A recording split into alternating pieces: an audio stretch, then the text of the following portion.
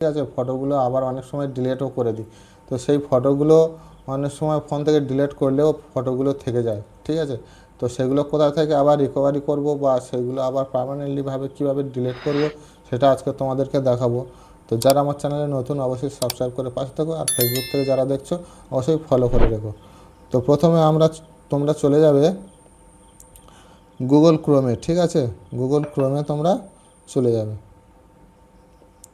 এই গুগল ক্রোমে যাওয়ার পর সার্চ বারে এখানে লিখে দেবে গুগল ফটোস। ঠিক আছে, তো গুগল ফটোস তোমরা সার্চ করে দেবে। দেওয়ার পর এখানে দেখো গুগল ফটো বলে যে সাইটটা এসছে ওখানে তোমরা প্রেস করে দেবে। ওখানে প্রেস করার পর এরকমই ফটোগুলো এখানে চলে আসবে। ঠিক আছে, আসার পর এখানে তোমরা থ্রি ডট, বাঁ সাইডে থ্রি ডট লাইন আছে। ঠিক আছে, থ্রি ডট লাইনের ওপরে প্রেস করে দেবে। প্রেস করার পর এখানে নিচের দিকে চলে আসবে। নিচের দিকে আসার পর এখানে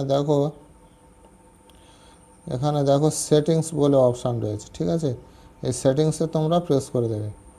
সেটিংসে প্রেস করার পর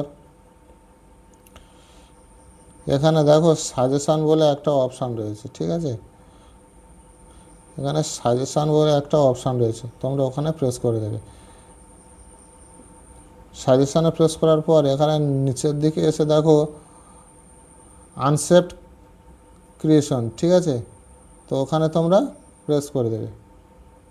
এখানে প্রেস করার পর এই ভিউ বলে যে অপশান রয়েছে ডান সাইডে ওখানে প্রেস করে দেবে।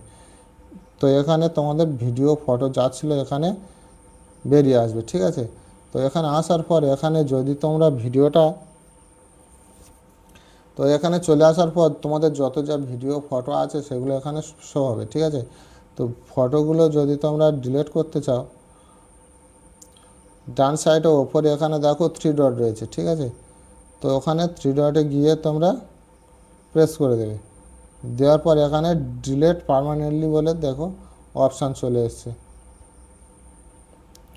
এখানে দেখো ডিলিট পার্মানেন্টলি, তো ওখানে তোমরা ডিলিট করতে পারবে। ঠিক আছে, আর যদি তোমরা সেভ করতে চাও, সেভ করার জন্য এখানে বাঁ সাইডে দেখো এখানে সেভ বলে অপশান রয়েছে, তো ওখান থেকে তোমরা সেভ করতে পারবে।